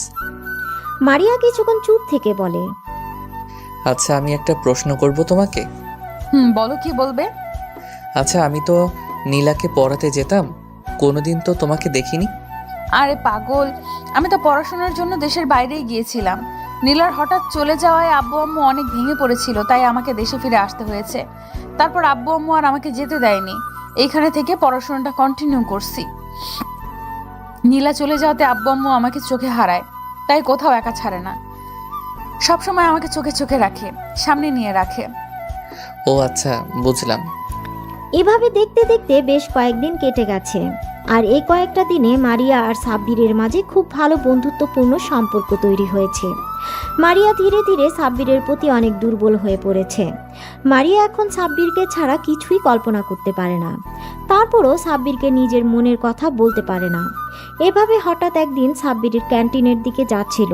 ঠিক সেই সময় কোথা থেকে একটা মেয়ে সাব্বিরের বলে চিৎকার করে ছুটে এসে ওকে জড়িয়ে ধরে। মেয়েটার এমন কর্মকাণ্ডে সাব্বির টাল সামলাতে না পেরে 2 কদম পিছিয়ে যায়। তারপর নিজেকে সামলে নিয়ে জড়িয়ে ধরা মেয়েটিকে দেখার চেষ্টা করে, কিন্তু মেয়েটার মুখ দেখতে পাচ্ছে না, কারণ মেয়েটা ওর বুকে মুখটা গুজে রেখেছিল। সাব্বির মেয়েটাকে জোরে করে সরিয়ে নিয়ে দেখে এটা আর কেউ না, ওর কাজিন তিন্নি। তিন্নিকে দেখে সাব্বির ভুরু কুচকে তাকায়। তিন্নি মুচকে একটা হাসি দিয়ে বলে, কেমন আছো সাব্বির ভাইয়া? কিরে, তুই এখানে কি করে এলি? তুই না দেশের বাইরে ছিলি, তাহলে দেশে ফিরলি কবে? ভাইয়া, আমি আজকে দেশে ফিরেছি আর এসে তোমার সাথে দেখা করতে চলে এসেছি। তুমি খুশি হওনি আমাকে দেখে? খুশি হয়েছি, আর অবাকও হয়ে গেছি। হঠাৎ তোকে দেখে ঘাবড়ে গিয়েছিলাম। কিন্তু তোমাকে দেখতে তো মনে হচ্ছে না তুমি খুশি হয়েছো, মনে হয়েছে আমার উপরে বিরক্ত হচ্ছ। পাগলি, আমি এতদিন পর আমার পিচ্চি বোনটাকে দেখতে পেলাম, আর আমি খুশি না হয়ে থাকতে পারি? আচ্ছা, এখন আর মুখ ভার করে থাকিস না, চল তোকে আমার ভার্সিটিটা ঘুরিয়ে দেখাই। সাব্বির তিন্নিকে নিয়ে ভার্সিটির অন্য দিকটায় চলে যায়। ওরা যেতে মারিয়া আর ওর বান্ধবীগুলো আড়াল থেকে বেরিয়ে আসে। মারিয়ার বান্ধবীগুলো এতক্ষণ মারিয়াকে আটকে রেখেছিল, কারণ তিন্নি সাব্বিরকে জড়িয়ে ধরতে দেখে ও বেজায় রেগে গিয়েছিল। মারিয়া পারে তো এসে তিন্নিকে খুন করে। মারিয়া রাগে ফুঁসছে, কারণ সাব্বির অন্য একটা মেয়ের সাথে সময় দিচ্ছে। ও কোনো মতেই মেনে নিতে পারছে না সাব্বির অন্য একটা মেয়ের হাত ধরে ঘুরছে, হাসাহাসি করছে, ওকে জড়িয়ে ধরছে, এমনকি খাইয়ে পর্যন্ত দিচ্ছে। মারিয়া আরেক মুহূর্ত যদি এখানে থাকে তাহলে তন্নিকে ভস্ম করে দিবে। সাব্বির আর তন্নি ভার্সিটি থেকে চলে যাওয়ার উদ্দেশ্যে পা বাড়াতেই ওরা গিয়ে মারিয়ার সামনে পড়ে। মারিয়া খেয়াল করে মেয়েটা সাব্বিরের হাত ধরে রেখেছে। মারিয়ার আগুন চোখ সাব্বিরের দিকে তাকাতেই মারিয়াকে সাব্বির চোখের ইশারায় জিজ্ঞাসা করে কি হয়েছে, কিন্তু কিছু বলে না, মুখ ফিরিয়ে নেয়। কিছুক্ষণ চুপ থেকে সাব্বির বলে, পিচ্চি বোন, এটা আমাদের ভার্সিটির সিনিয়র আপু, আর ও আমার বেস্ট ফ্রেন্ড। আর মারিয়া, এই হচ্ছে আমার কাজিন তিন্নি। মারিয়া অন্যদিকে মুখ ঘুরিয়ে রেখেছিল। সাব্বিরের কথায় ওদের দিকে তাকায়। মারিয়ার রাগের কারণ হচ্ছে তিন্নি মারিয়ার থেকেও সুন্দরী। আর প্রতিটা মেয়ের জাতিগত অভ্যাস নিজের থেকে সুন্দরী কাউকে দেখলেই বিনা কারণে রেগে যাওয়া, তার উপরে আবার সেটা যদি নিজের প্রিয় মানুষের সাথে ঘুরোঘুরি করে। মারিয়া নিজের রাগটা কন্ট্রোল করে মুখে বলে, ভালোই তো। আসসালামু আলাইকুম আপু, কেমন আছেন? ওয়ালাইকুম আসসালাম, আলহামদুলিল্লাহ আমি ভালো আছি। তুমি কেমন আছো? জি আপু, ভালো আছি। তিন্নিকে মারিয়ার একটু সহ্য হচ্ছে না। তারপরও এটা ভেবে নিজের মনকে সান্ত্বনা দিচ্ছে যে মেয়েটা ওর থেকে সিনিয়র আপু। তিন্নি সাব্বিরকে ছোটবেলা থেকেই অনেক ভালোবাসে, কিন্তু সাব্বিরের অতিরিক্ত রাগের কারণে কখনো ভয়ে ওকে বলতে পারেনি। তিন্নি নিজেও মারিয়াকে দেখে সহ্য করতে পারছে না। ও নিজেকে এটা ভেবে সান্ত্বনা দিচ্ছে যে মারিয়া সাব্বিরের সিনিয়র, তাই ওর সাথে কখনোই সাব্বিরের সম্পর্ক হয় না। মারিয়া রেগে সেখান থেকে ওর বান্ধবীদেরকে নিয়ে সেখান থেকে চলে যায়। সাব্বির মারিয়াকে কয়েকবার ডাকলো, তারপরও দাঁড়ালো না। সাব্বির তিন্নিকে নিয়ে বাসায় চলে আসে। তারপর ভিতরে আসতেই আম্মু বলে, কিরে তোরা চলে এসেছিস? মেয়েটাকে কতবার বললাম ভার্সিটিতে যেতে হবে না, তুই একটু পরেই চলে আসবি, তারপরও দেখা করতে চলে গেল। ও আমার সুইট কিউট আন্টি, আমি এতদিন পরে দেশে ফিরলাম আর ঋষি সাব্বির ভাইয়াকে দেখবো না, এটা কোনো কথা? আমি ভাইয়ার জন্য দেশে ফিরছি না। তিন্নির কথা শুনে সাব্বির অবাক হয়ে ওর দিকে তাকায়। তারপর ওর মাথায় একটা চাটি মেরে বলে, এই তুই আমার জন্য দেশে ফিরেছিস মানে? সাব্বিরের হাতির চাটি খেয়ে তিন্নির হুঁশ ফিরে বুঝতে পারে ও আবেগের বশে কি বলে ফেলেছে। তখন তিন্নি জিহ্বায় কামড় দিয়ে বলে, ওপস, না কিছু না।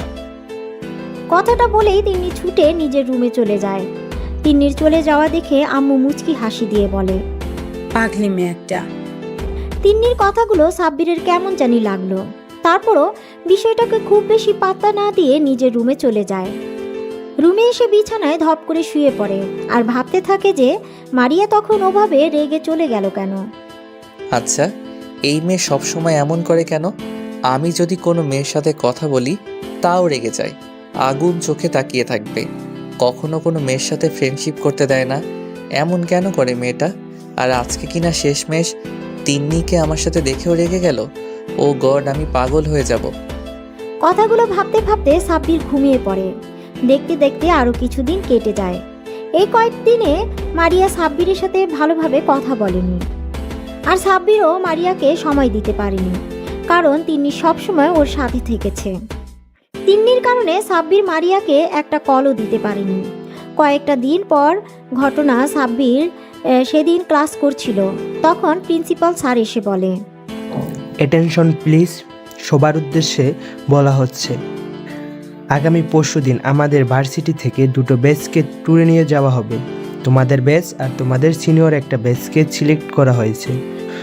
সময় হাতে কম, তাই ডিটেলস জানতে হলে অ্যাকাউন্টস থেকে জেনে নেবে। দুদিনের ট্যুর হবে আর তোমাদের সবাই ফ্যামিলি থেকে যে কোনো একজন মেম্বারকে সাথে করে নিয়ে যেতে হবে। যারা যেতে চাও তারা ফর্মালিটিসগুলো পূরণ করে নেবে। কথাগুলো বলে প্রিন্সিপাল চলে গেলে আর সাব্বির বেশ খুশি হয়ে যায়। ক্লাস শেষ করে সাব্বির বাইরে আসতেই মারিয়া ওর সামনে আসে আর জিজ্ঞাসা করে, সাব্বির তুমি কি ট্যুরে যাচ্ছ? হ্যাঁ যাব তো, কেন তুমি যাবে না? হ্যাঁ আমিও যাব। মারিয়া বেশ কিছুক্ষণ চুপ থেকে ও না আঙুলে পেঁচাতে পেঁচাতে আমতা আমতা করে বলল, আসলে মানে না, ওই হয়েছে কি। এমন সাপের মতো মোচড়ামোচড়ি করছো কেন? কি বলবে বলো। না মানে তোমার পাশের সিটটা আমার জন্য রাখবে, অন্য কাউকে বসতে দিবে না। মারিয়া কথাটা বলেই লজ্জা পেয়ে মাথা নিচু করে নেয়। এই সামান্য বিষয় নিয়ে তুমি এমন আমতা আমতা করছো, এতে এত সংকোচ করার কি আছে? তুমি আমার ফ্রেন্ড, তুমি আমার পাশে বসতেই পারো। সাব্বিরের কথা শুনে মারিয়া বেশ খুশি হয়ে যায় আর খুশির ঠেলায় হুট করে সাব্বিরকে জড়িয়ে ধরে গালে কিস করে দেয়। মারিয়ার কর্মকাণ্ডে সাব্বিরের চোখ বড় বড় করে মারিয়ার দিকে তাকায়, আর তাতে মারিয়া লজ্জা পেয়ে যায়, বুঝতে পারে কি করেছে। অতিরিক্ত খুশিতে এমন একটা কাজ করে ফেলেছে, কিন্তু এখন সাব্বিরকে কিভাবে বোঝাবে? মারিয়া লজ্জা পেয়ে দৌড়ে সেখান থেকে পালিয়ে যায়, আর সাব্বির ওদিক এদিক তাকিয়ে মাথা চুলকাতে চুলকাতে মুচকে একটা হাসি দিয়ে চলে যায়। দুদিন পর সাব্বির ট্যুরে যাওয়ার জন্য বাসে উঠে সিটে বসে আসে। সাব্বির আজকে মন খারাপ। আচ্ছা, আপনারা হয়তো ভাবছেন কেন ওর মন খারাপ, সবই বুঝতে পারবেন। তো যাওয়ার সময় হয়ে আসলে মারিয়া এসে সাব্বিরের পাশে বসতে গেলে তখনই কোথা থেকে তিন্নি এসে মারিয়াকে সরিয়ে দিয়ে সাব্বিরের পাশে বসে পড়ে। এবার আপনারা বুঝতে পারলেন তো সাব্বিরের মন খারাপের কারণ। মারিয়ার অনেক কষ্ট হচ্ছে সাব্বিরের পাশে তিন্নিকে দেখে, তারপরও মারিয়ার কিছু বলে না। সাব্বিরের পিছনের সিটে বসে পড়ে। তিন্নি সাব্বিরের কাঁধে মাথা দিয়ে ওর একটা হাত জড়িয়ে ধরে চোখ বন্ধ করে নেয়, যেটা দেখে মারিয়া আর নিজেকে কন্ট্রোল করতে পারে না। ও কান্না করে দেয়। তারপর একটা সময় কান্না করতে করতে ঘুমিয়ে পড়ে। উফ তিন্নি, বাসের মধ্যে এগুলো কি করছিস? সবাই কি ভাববে? একটু দূরে সরে বস, এটা বাসা নয়, পাবলিক প্লেস। ভাইয়া, তুমি আমাকে বকা দিচ্ছ? আমি কি তোমাকে একটু জড়িয়ে ধরতে পারি না? আমার তো বাসে ভয় লাগে, ওই জন্য তো তোমার কাঁধে মাথা রেখেছি, আর তুমি আমাকে বকা দিচ্ছ। দেখ তিন্নি, তোর বাসে ভয় লাগে এজন্য আমি তোকে আমার সাথে আসতে বারণ করেছিলাম, কিন্তু তুই কি করলি? আম্মুকে দিয়ে শেষমেশ আমাকে রাজি করালি। তাহলে এখন এসব বলছিস কেন? আমাকে ছাড় আর দূরে সরে বস। কথাগুলো বলে সাব্বির তিন্নির থেকে নিজেকে ছাড়িয়ে নেয়। বেশ কয়েক ঘন্টা পর ওরা নির্দিষ্ট গন্তব্যস্থলে পৌঁছায় যায়। বাস থামতেই বা সবাই এক এক করে বাস থেকে নেমে যায়, কিন্তু সাব্বির খেয়াল করে মারিয়া নামছে না। সাব্বির আবারও বাসে উঠে গেলে তিন্নি ওর হাত ধরে আটকে দিতে বলে। কোথায় যাচ্ছ ভাইয়া? আমি তো এখানে। তিন্নি, হাতটা ছাড়, আমি মারিয়াকে খুঁজতে যাচ্ছি। ও এখনো বাসা থেকে নামেনি। আমার হাতটা ছাড়, আমি ওকে নিয়ে আসি। কেন? তোমার ওকে আনতে যেতে হবে কেন? ও কি একা একা আসতে পারে না নাকি?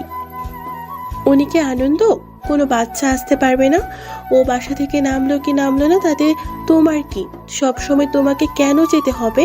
তোমাকে আমি কোথাও যেতে দিব না। তিন্নির কথা শুনে সাব্বির বেশ রেগে যায় আর বলে, লিমিট ক্রস করিস না। তিন্নি, হাতটা ছাড়। মারিয়া আমার বেস্ট ফ্রেন্ড, ওর সম্বন্ধে তুমি এরকম করে আর একটা ওয়ার্ড বললে আমার থেকে খারাপ আর কেউ হবে না। তুই আমার বোন আর ও আমার বেস্ট ফ্রেন্ড, তাই তুই তোর লিমিটের মধ্যে থাক। সাব্বির তিন্নির হাত থেকে নিজের হাতটা ছাড়িয়ে নিয়ে বাসের ভিতরে যায়। গিয়ে দেখে মারিয়া জানালার ধারে মাথা ঠেকিয়ে ঘুমিয়ে পড়েছে। সাব্বির গিয়ে মারিয়ার পাশে বসে। খেয়াল করে ওকে ঘুমন্ত অবস্থায় একদম পরীর মতো লাগছে। মারিয়ার মায়াবী মুখটা সাব্বিরের কাছে এত সুন্দর লাগছে, মনে হচ্ছে এই মুখের দিকে তাকিয়ে থেকেও সারাটা জীবন পার করে দিতে পারবে। কতক্ষণ এভাবে তাকিয়েছিল সাব্বিরের জানা নেই। একটু পর মারিয়া চোখ মিটমিট করে তাকিয়ে দেখে সাব্বির এক ঘোর লাগা দৃষ্টিতে ওর দিকে তাকিয়ে আছে। মারিয়াকে এমন ড্যাব ড্যাব করে তাকিয়ে থাকতে দেখে মারিয়া বেশ খানিকটা লজ্জা পেয়ে যায়। ও তখনকার সব ঘটনা নিমিষেই ভুলে যায়। হালকা কাশি দিয়ে সাব্বিরের ধ্যান ভাঙানোর চেষ্টা করে, কিন্তু কোনো লাভ হয় না। সাব্বির জন্য একটা অন্য জগতে চলে গেছে। শেষমেশে মারিয়া বাধ্য হয়ে সাব্বিরকে ধাক্কা দিয়ে ডাকতেই ও হকচকিয়ে যায়। মারিয়ার এরকম কর্মকাণ্ডে সাব্বির এদিক ওদিক তাকিয়ে বোঝার চেষ্টা করছে যে ও এতক্ষণ কি করছিল। যখন নিজের করা বোকামির কথা বুঝতে পারে তখন আমতা আমতা করে বলে, না মানে আসলে হয়েছে কি, আমি তোমাকে নিতে এসেছিলাম। সবাই বাস থেকে নেমে গেছে, কিন্তু তোমাকে কোথাও দেখতে পাচ্ছিলাম না। তাই ভাবলাম বসে আছো আর এসে দেখি তুমি ঘুমাচ্ছ, তাই তোমাকে জাগানোর ইচ্ছা হয়নি, সেজন্যই অপেক্ষা করছিলাম। আচ্ছা তাই বুঝি। তো আমার ঘুম যেন হাওয়া ভাঙে, সেজন্য কি তুমি নিজেও ঘুমিয়ে গেছো? আমি কখন থেকে তোমাকে ডাকছি আর তুমি অন্য জগতে চলে গেছো? মারিয়ার কথা শুনে সাব্বির মাথা চুলকাতে চুলকাতে বলে, না ওই আর কি একটু একটু। সাব্বিরের কথাতে মারিয়া আবারও একটা ভুবন ভুলানো হাসি দেয়, যে হাসিটা সাব্বিরের বুকের বা পাশে গিয়ে লাগে। তখন ও নিজেও হাসে। বাসের মধ্যে দুজনে হাসির শব্দ শুনে তিন্নি আর বাইরে থাকতে পারল না। ও বাসের ভিতরে উঠে এসে দেখে যে সাব্বির আর মারিয়া হাসছে। মারিয়া হাসতে হাসতে একেবারে সাব্বিরের গায়ের উপর ঢলে পড়ছিল। এমন কিছু দেখে তিন্নি রেগে হনহন করে সাব্বিরদের সামনে এসে বলে, কি হচ্ছে কি ভাইয়া? সবাই বাইরে তোমার জন্য অপেক্ষা করছে আর তোমরা এখানে কি করছো? তুমি এক্ষুনি আমার সাথে চলো। তিন্নি কাউকে কিছু বলার সুযোগ না দিয়ে সাব্বিরের একটা হাত ধরে টানতে টানতে নিয়ে যেতে লাগলো। তিন্নির এমন বিহেভিয়ারে মারিয়া তখনকার কথাগুলো মনে পড়ে, আর সাথে সাথে ওর মন খারাপ হয়ে যায়। তিন্নি সাব্বিরকে নিয়ে চলে যায়, আর মারিয়াও ওদের পেছন পেছন বাস থেকে নেমে পড়ে। মারিয়া ওর বান্ধবীদের সাথে আড্ডা দিতে লাগলো। সবার সাথে আড্ডা দিয়ে মারিয়ার মনটা ভালো হয়ে যায়। তারপর ওরা সবাই মিলে যে হোটেল বুক করেছিল সেখানে চলে যায়। হোটেলের প্রত্যেকটা রুমে 5 জন করে থাকতে পারবে। মারিয়া ওর বান্ধবীরা একটা রুমে চলে যায়। আর এই দিকে সাব্বির ভাইয়া, আমি ওই মেয়েগুলোর সাথে এক রুমে থাকবো না। তুমি কিছু একটা করো। আমি কিভাবে তোমাকে ছাড়া থাকবো? আমার রাতে একা ঘুম আসবে না। আমি নতুন জায়গায় ঘুমাতে পারি না। নতুন জায়গায় একা একা থাকলে আমার অনেক ভয় লাগে। তিন্নির কথা শুনে সাব্বির রেগে গেল আর বলল, তিন্নি, তুই কি বলছিস এসব? তোর কি মাথা ঠিক আছে? তুই কি পাগল টাগল হয়ে গেলি নাকি? তুই কি ছোট বাচ্চা নাকি যে তুই আমার রুমে থাকবি? তোকে আমি আগে আসতে বারণ করেছিলাম, আর এখন এখানে এসে এরকম নাটক করছিস? এসব নাটক বন্ধ কর। তোকে কি একা একটা রুম দেওয়া হয়েছে যে তুই একা থাকতে ভয় পাবি? তোর সাথে ওই রুমে আরও 4টে মেয়ে থাকবে, আর আমার এই রুমে আরও 4টে ছেলে থাকবে। এখন ঢং না করে সোজা নিজের রুমে যা। অনেক রাত হয়ে গেছে, রুমে গিয়ে ঘুমিয়ে পড়। কালকে সকালে আবার বেরোতে হবে, তারপর রাতে আবার এখান থেকে বাসায় ফিরতে হবে। ভাইয়া ভাইয়া, তুমি আমাকে এমন করে বলতে পারলে? আমি ওদের সাথে থাকবো। ওরা কি আমার পরিচিত নাকি? পিচ্ছি পড়ি, এই পাগলি, তুই কান্না করছিস কেন? দেখ, আমি তো শুধু তোকে কথাগুলো বোঝানোর জন্যই এমন করে বললাম, না হলে তুই তো আমার কথা বুঝতেই চাইছিলি না। এখন কান্না বন্ধ করে রুমে যা, ফ্রেশ হয়ে ঘুমিয়ে পড়। আচ্ছা ঠিক আছে, যাচ্ছি। কালকে কিন্তু তুমি আমার সাথে ঘুরবে, আর কারোর সাথে না। কথা দাও, তবেই আমি যাব। আচ্ছা ঠিক আছে। সত্যি? Thank you thank you thank you thank you ভাইয়া, I love you. Tinni room থেকে চলে যায়। পরের দিন সকালবেলায় সবাই রেডি হয়ে নাস্তা করে হোটেলের বাইরে অপেক্ষা করছে সবার জন্য। সবাই নিচে আসলে প্রিন্সিপাল স্যার মানে মারিয়ার আব্বু বলে, সবার উদ্দেশ্যে বলছি, কেউ একা কোথাও যাবে না, সবাই সবার সাথে থাকবে। প্রিন্সিপালের কথাতে সবাই সম্মতি জানায়। তারপর সবাই ঘুরতে বেরিয়ে পড়ে। অন্যদিকে মারিয়া শুধু দূর থেকে সাব্বিরকে আর তিন্নিকে ফলো করছে। সাব্বিরের পাশে তিন্নিকে মারিয়া কিছুতেই মেনে নিতে পারছে না। মারিয়ার ভেতরটা কষ্টে ফেটে যাচ্ছে, কিন্তু কারোর সামনে প্রকাশ করছে না। মারিয়া অন্যমনস্ক হয়ে বান্ধবীদের সাথে ঘুরছে আর সাব্বিরকে ফলো করছে। সাব্বির যখনই মারিয়ার দিকে তাকাচ্ছে তখনই মারিয়া জোর করে হাসার চেষ্টা করছে। একটা সময় ওরা সবাই মিলে একটা লেকের পাড়ে আসে। লেকের পাড়ে আসতেই মারিয়ার বান্ধবীগুলো ওকে বলল, দেখ মারিয়া, তুই কিন্তু একদম লেকের ধারে যাবি না। তুই যে সাঁতার জানিস না সেটা কি তোর মনে আছে? একবার যদি পা পিছলে পড়ে যাস তাহলে এখান থেকে না আর বেঁচে ফিরতে পারবি না। মনে আছে রে দোস্ত, সবই মনে আছে, আমি কিছুই ভুলিনি। মারিয়াদের এই সমস্ত কথা তিন্নি আড়াল থেকে শুনে নেয় আর একটা ডেবিল হাসি দেয়। সাব্বির ফোন দিয়ে সুন্দর কিছু মুহূর্ত ক্যামেরা বন্দি করছিল। ও খেয়ালই করেনি মারিয়া কোথায় আছে। একটা সময় ওর বান্ধবীরা সবাই প্রকৃতির অনুরূপ সৌন্দর্য দেখছে আর মারিয়া একা হয়ে পড়ে। আর সেই সুযোগে পিছন থেকে তিন্নি গিয়ে ওকে ধাক্কা দিয়ে লেকের পানিতে ফেলে দেয়। মারিয়া লেকের পানিতে পড়ে সাথে সাথে চিৎকার দিয়ে ওঠে আর বারবার সবাইকে ডাকতে থাকে। তারপর বেশ কিছুক্ষণ মারিয়া চিৎকার করতেই সবাই ছুটে লেকের কাছে এসে দেখে মারিয়া পানিতে হাবুডুবু খাচ্ছে। প্রিন্সিপাল স্যার মারিয়া বলে চিৎকার দেয়। তারপর পানিতে নামতে লাগলে সাব্বির এসে আটকে দেয়। তারপর নিজেই লেকের পানিতে ঝাঁপ দেয়। সাব্বির সাঁতরে মারিয়ার কাছে চলে যায়। তারপর নিজের সাথে জড়িয়ে নেয় মারিয়াকে, পানি থেকে তুলে আনে। মারিয়া অনেক পানি খেয়ে ফেলেছে, যার দরুন জ্ঞান হারিয়ে ফেলেছে।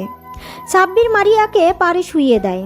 তারপর সাব্বিরের 2 হাত দিয়ে মারিয়ার পেটে চাপ দিয়ে পানি বের করতে থাকে। মারিয়া পেট থেকে পানি বের হওয়ার পরেও যখন ওর জ্ঞান ফিরছিল না তখন সাব্বির ওর হাত ধরে ডাকতে থাকে, মারিয়া পাখি, এই মারিয়া পাখি, প্লিজ চোখ খোলো, একটু কথা বলো পাগলি আমার সাথে। না না, এই কিছুতেই হতে পারে না। আমার এত সাজানো প্ল্যানটা কিভাবে নষ্ট হলো? এইভাবে চলতে একদমই হবে না। তাহলে সাব্বির আমার হাতছাড়া হয়ে যাবে, আর ওকে আমি কিছুতেই অন্য কারো হতে দিব না। সাব্বির শুধুই আমার, সাব্বিরকে আমি ছাড়া আর কেউ পাবে না। সাব্বিরের দিকে যদি অন্য কেউ তাকায় তার চোখ আমি তুলে নিব। মারিয়া, তোর এত বড় সাহস! তুই আমার সাব্বিরকে নিজের করে পেতে চাইছিস? তোর বোনের মৃত্যুটা আমার হাতে হতো, কিন্তু ভাগ্যের খেলা, সে নিজের মৃত্যু নিজেই লিখে নিয়েছে। এখন তোর পালা। তিন্নি, তুই ভাব, তোকে বড় কিছু করতে হবে। মারিয়া, তুমি রেডি থাকো। এবার তোর সাথে যেটা হতে চলেছে সেটা তুই কল্পনাও করতে পারবি না। তিন্নিমা, আমার কি হয়েছে? এভাবে কান্না করছিস কেন? দরজাটা খোল, কি হয়েছে সেটা না বলে কিভাবে হবে? এভাবে খাওয়া দাওয়া বন্ধ করে রুমে দরজা লক করে কান্না করলে হবে? একটু দরজা খোল, বল মা কি হয়েছে? আন্টি, তুমি এখান থেকে চলে যাও। আমি কিচ্ছু খাবো না, আর রুমের দরজাও খুলবো না। এরকম করলে কেমন করে হবে? এমন জেদ ধরে থাকলে হবে? বল মা, দরজাটা একটু খোল। কি চাই বল? তোর যা চাই আমি তোকে দিব, শুধু একটা বার বল তোর কি চাই, দেখ আমি তোকে সেটাই দিব। তাও দরজা খোল মা, তুই সারাদিন কিছু খাসনি, এভাবে না খেয়ে কান্নাকাটি করলে তো অসুস্থ হয়ে পড়বি। আন্টি, আমি যা বলবো তাই শুনবে তুমি? আমি যা চাইবো সেটাই দিবে, বলো। বললাম দিব, তুই একবার দরজাটা খোল মা, তুই যা বলবি সেটাই হবে। এইভাবে বললে হবে না। তুমি কথা দাও আমি যা চাইবো তাই দিবে, তাহলে আমি দরজা খুলবো, না হলে আমি দরজা খুলবো না। আচ্ছা ঠিক আছে, আমি কথা দিলাম, তুই যা বলবি সেটাই হবে, এখন দরজাটা খোল। আম্মুর কথাতে তিন্নি ছুটে এসে দরজা খুলে দেয়। তারপর আম্মুর হাতটা ধরে এনে বেডে বসিয়ে দেয়। তিন্নির আম্মুর পায়ের কাছে বসে পড়ে। তিন্নির আম্মুর একটা হাত মাথার উপরে রেখে বলে, তাহলে আমার মাথায় হাত রেখে বলো, আমি এই মুহূর্তে তোমার কাছে যেতে চাইবো, তুমি সেটাই দিবে। মায়েরা কখনো সন্তানের মাথার উপর হাত দিয়ে কসম করে না, বুঝেছিস পাগলি মেয়ে? আমি একবার বলেছিলাম তুই যেটা বলবি সেটা চাইবি, আমি সেটাই তোকে দেওয়ার চেষ্টা করব। সত্যি তো? হ্যাঁ সত্যি, এবার বল তোমার কি চাই? আন্টি, আমি তোমার ছেলের বউ হতে চাই। আমি ঈশানকে অনেক ভালোবাসি। আমি তোমার ছেলেকে ছাড়া থাকতে পারবো না। তুমি যদি আমার বিয়েটা সাব্বিরের সাথে না দাও, তাহলে আমি আমি আমি আমি নিজেকে শেষ করে দিব। আমি তোমার ছেলেকে নিজের থেকেও বেশি ভালোবাসি। ওকে ছাড়া থাকার কথা কল্পনা করতে পারি না। সাব্বির আমার জান, প্রাণ, কলিজা, সব কিছু। আমার পুরো মন মস্তিষ্কে বসবাস করে পুরুষটা সাব্বির। আন্টি, আমি তোমার ছেলেকে চাই, তুমি ওকে আমার করে দাও। আম্মু তিন্নির কথা শুনে চিন্তায় পড়ে গেল। উনি কি করবে সেটা ভেবে উঠতে পারছে না। আম্মু শুধু ভাবছে সাব্বির যদি অন্য কাউকে ভালোবাসে আর তিন্নিকে যদি বিয়ে করতে রাজি না হয়, তাহলে উনি তিন্নিকে দেওয়া কথা কিভাবে রাখবে। আর মেয়েটা যেভাবে পাগলামি শুরু করে দিয়েছে, এখন যদি ওকে অন্য কিছু বলা হয় নিশ্চয়ই উল্টাপাল্টা কিছু করে ফেলবে। আর আম্মু ওকে কথা দিয়ে ফেলেছে, উনি এখন কথা কিভাবে ফিরিয়ে নেবে। অনেক ভাবনা চিন্তা করার পর আম্মু বলে, দেখো মা, তোমার পরিস্থিতি আমি বুঝতে পেরেছি, কিন্তু এটা সাব্বির লাইফের ব্যাপার। ওর লাইফের সিদ্ধান্ত আমি কিভাবে নিব? ও যদি অন্য কাউকে ভালোবেসে থাকে তখন কি হবে? তাছাড়া সাব্বিরকে না জিজ্ঞাসা করে আমি তোমাকে এত বড় একটা সিদ্ধান্ত নেই বলো? না না, আমি কিচ্ছু জানি না। তুমি আমাকে কথা দিয়েছো, আমি যা চাইবো তুমি তাই দেবে। আমার এখন তোমার ছেলেকে চাই, মানে চাই। আর বিয়েটা আমি কালকেই করতে চাই। আর যদি না হয় আমি আমি নিজেকে শেষ করে দিব। তিন্নির এরকম কথা শুনে আম্মু নিজের মন মস্তিষ্কের সাথে লড়াই করতে না পেরে তিন্নিকে কথা দিয়ে দেয় সাব্বিরের সাথেই ওর বিয়েটা দিবে, আর সেটা কালকেই। তিন্নি প্রচণ্ড পরিমাণে খুশি হয়, কারণ সবটা ওর প্ল্যান অনুযায়ী হয়েছে। তারপর সন্ধ্যাবেলায় যখন সাব্বির বাসায় ফিরে, তখন আম্মু ড্রয়িং রুমে বসেছিল। সাব্বির রুমে যেতে গেলে আম্মু ওকে ডাক, সাব্বির শোন, তোর সাথে কথা আছে। জি আম্মু, বলো কি বলবে? তুই কি কাউকে ভালোবাসিস? মানে তোর কি কোনো পছন্দের মানুষ আছে? হঠাৎ এই প্রশ্ন কেন আম্মু? প্রশ্ন বদল প্রশ্ন চাইনি আমি, উত্তর চেয়েছি, উত্তরটা দাও। না আম্মু, আমি কাউকে ভালোবাসি না, আমার কোনো মনের মানুষ নেই। জন্মের পর থেকে আমি তোর কাছে কখনো কিছু চাইনি। আজকে যদি তোর কাছে কিছু চাই বা তোর জীবনের সবচেয়ে বড় সিদ্ধান্তটা যদি আমি নেই, তাহলে তুই কি সেটা মেনে নিবি? আম্মু এইভাবে বলছো কেন? আম্মু, তুমি আমাকে পৃথিবীর আলো দেখিয়েছো, তোমার অধিকার আছে আমার সমস্ত বিষয়ে সিদ্ধান্ত নেওয়া। তুমি আর আব্বু ছাড়া আমার কে আছে বলো? তোমরা তো আমার পুরো পৃথিবী। তোমাদের জন্য কিছু করতে পারলে আমি নিজেকে ধন্য মনে করব। আম্মু শুধু একবার বলো আমাকে কি করতে হবে বা তুমি কি চাও। তুমি যা বলবে আমি তাই শুনবো। আমি কথা দিলাম, তুমি যা বলবে আমি তাই শুনবো। এভাবে না, তুই আমার মাথায় হাত দিয়ে বল, আমি যা চাইবো তাই দিবি। কিরে তুই চুপ করে আসিস কেন? বল, আমি যা চাইবো তাই দিবি। আমি চাই তোর সাথে তিন্নির বিয়ে দিতে। আমি আগামীকালকেই তোদের বিয়ে ব্যবস্থা করেছি। সাব্বিরের আম্মুর মুখে এরকম কথা শুনে যেন আকাশ থেকে পড়ল। ও নিজের কানকে বিশ্বাস করতে পারছে না। আম্মু নাকি তিন্নির সাথে ওর বিয়ে ঠিক করেছে।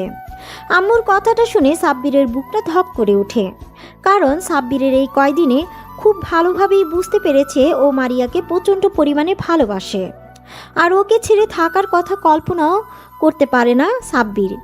দমটা বন্ধ হয়ে আসে, আর সেখানে অন্য কাউকে বিয়ে করার কথা ভাবলেও সাব্বিরের কষ্টে বুকটা ফেটে যাচ্ছে। সাব্বির এখন কি করবে? আম্মু ওর মাথায় হাত দিয়ে ওয়াদা করিয়েছে, আম্মু যা বলবে তাই শুনবে। সাব্বির কি বলবে কি করবে কিছুই বুঝতে পারছে না। তারপর ও নিজেকে স্বাভাবিক করে নিয়ে বলে, আম্মু তুমি কি বলছো? তুমি জানো তিন্নিকে আমি বোনের নজরে দেখি, কখনো ওকে নিয়ে অন্য কিছু ভাবিনি। আমি ওকে সব সময় ছোট বোনের নজরে দেখি, আর আমার মাঝে তেমন কোনো সম্পর্ক নেই। তাহলে কেন তুমি ওর সাথে আমাকে বিয়ে দিতে চাইছো? আমি কোনো প্রশ্নের উত্তর দিতে চাইছি না, আমি শুধু আমার প্রশ্নের উত্তর চাইছি। তুই আমার কথাটা রাখবি নাকি আমার মরামুখ দেখবি? যে মানুষটা জন্ম দিয়েছে, ছোটবেলা থেকে ওকে লালন পালন করে মানুষ করেছে, সেই মানুষটা ওকে এতগুলো বছর আগলে রেখেছে, যে মানুষগুলো ওকে এত ভালোবাসা দিয়ে আজকে এই মানুষের মুখে মরার কথা শুনে সাব্বিরের বুকের ভেতরটা ঢক করে ওঠে। সাব্বির ওর আম্মুর মুখের দিকে তাকিয়ে আর কিছু না ভেবেই বলল, আম্মু আমি বিয়েতে রাজি। আম্মু তুমি বিয়ের ব্যবস্থা করো। কথাগুলো বলে সাব্বিরের আম্মুকে আর কোনো কিছু বলার সুযোগ না দিয়ে সোজা নিজের রুমে চলে গেল। তো পরের দিন বৃষ্টি আর ছায়া ছুটে এসে মারিয়ার সামনে দাঁড়ায় আর হাঁপাতে হাঁপাতে বলে, দোস্ত শুনেছিস? কিরে তোরা এমন করে হাঁপাচ্ছিস কেন? আর কি শুনবো? তুই জানিস আজকে সাব্বিরের বিয়ে, তাও আবার একটু পরেই। কি বলছিস এগুলো? আমরা সত্যি বলছি, একটু পর ওর কাজিনের সাথে সাব্বিরের বিয়ে। না না, এ হতে পারে না। কি কি বলছিস কি এইসব তোরা? তোদের মাথা ঠিক আছে? মারিয়া, আমাদের মাথা ঠিক আছে, আমরা কোনো নেশা করিনি। আরে আমার আম্মু সাব্বিরের আম্মুর বান্ধবী। আম্মু আজকে সকালে ওদের বাসায় গিয়েছে। আম্মু বলল হঠাৎ করে নাকি কালকে ওর আম্মু বিয়েটা ঠিক করেছে, আর সাব্বিরও নাকি বিয়েতে রাজি হয়ে গেছে। সাব্বিরের বিয়ের কথা শুনে মারিয়ার চোখ দিয়ে টপ টপ করে পানি পড়ছে।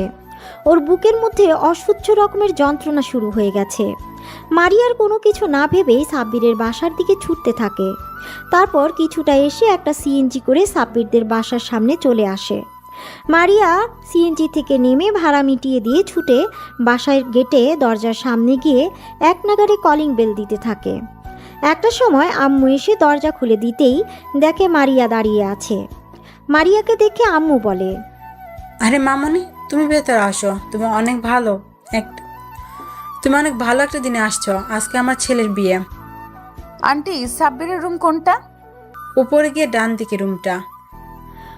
আম্মুর কথাটা শেষ হতেই মারিয়া দৌড়ে উপরে চলে যায়, আর সাব্বিরের আম্মু মারিয়ার যাওয়ার দিকে তাকিয়ে বোঝার চেষ্টা করে কি হয়েছে। অন্যদিকে সাব্বির নিজের রুমের ব্যালকনিতে দাঁড়িয়ে চোখের জল ফেলছিল। এই মুহূর্তে রুমে কারো উপস্থিতি টের পেতে চোখের পানি মুছে নেয়। তারপর পিছন ফিরে দেখে মারিয়া কান্না ভেজা চোখে ওর দিকে তাকিয়ে আছে।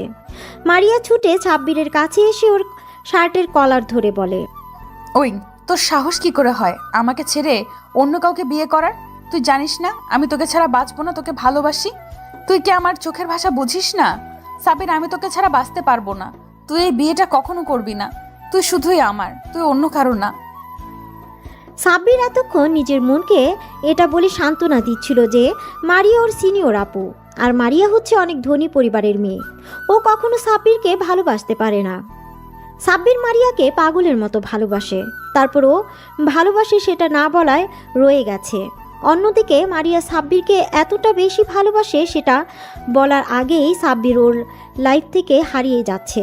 সাব্বির চুপ করে আছে দেখে সাব্বির ওর শার্টের কলার ঝাঁকিয়ে আবারও বলল, এই তুই কথা বলছিস না কেন? আমি কি বলছি তুই শুনতে পাসনি? ভালোবাসি তোকে, আমি তোকে ছাড়া বাঁচবো না। তুই ওই তিন্নিকে বিয়ে করবি না। তুই যদি ওকে বিয়ে করিস আমি নিজেকে শেষ করে দিব। তুই শুধু আমার, না হলে অন্য কারো না। সাব্বির মারিয়ার কথার প্রতি উত্তরে কিছু বলতে যাবে, তখনই দরজার দিকে তাকিয়ে দেখে ওর আব্বু আম্মু দাঁড়িয়ে আছে। আর শুধু আব্বু আম্মু নয়, বিয়েতে যে কয়জন লোক এসেছিল সবাই দাঁড়িয়ে আছে, আর সবার পিছনে তিন্নি দাঁড়িয়ে আছে। সাব্বিরকে পেছনে তাকাতে দেখে মারিয়া ওকে ছেড়ে দিয়ে নিজেও পেছনে তাকিয়ে দেখে বাসার সবাই দাঁড়িয়ে আছে। মারিয়া এবার আম্মুকে দেখে দৌড়ে আম্মুর কাছে গিয়ে হুট করে আম্মুর পায়ের কাছে বসে পড়ে। তারপর পা দুটো জড়িয়ে ধরে কান্না করে দিয়ে বলে, আন্টি আমি সাব্বিরকে অনেক ভালোবাসি। প্লিজ আন্টি, তুমি ওর বিয়েটা অন্য কোথাও দিও না। তুমি তো আমাকে কথা দিয়েছিলে আমার কখনো কোনো কিছু প্রয়োজন হলে যেন তোমাকে বলি। আজকে আমি তোমার ছেলেকে চাইছি। আমি সাব্বিরকে অনেক ভালোবাসি আন্টি, আমি ওকে ছাড়া বাঁচবো না। তুমি বিয়েটা ভেঙে দাও প্লিজ আন্টি। ওর বিয়ে অন্য কোথাও হয়ে গেলে আমি নিজেকে শেষ করে দিব। আমি ওকে ছাড়া থাকার কথা চিন্তাও করতে পারি না, কল্পনাও করতে পারি না। আম্মু এতক্ষণ একটা ঘোরের মধ্যে ছিল, তাই মারিয়া এভাবে পায়ে পড়ে কান্নাকাটি করাতে আম্মু ঘাবড়ে গিয়ে পিছিয়ে যায়। তারপর মারিয়াকে উঠিয়ে নেয়।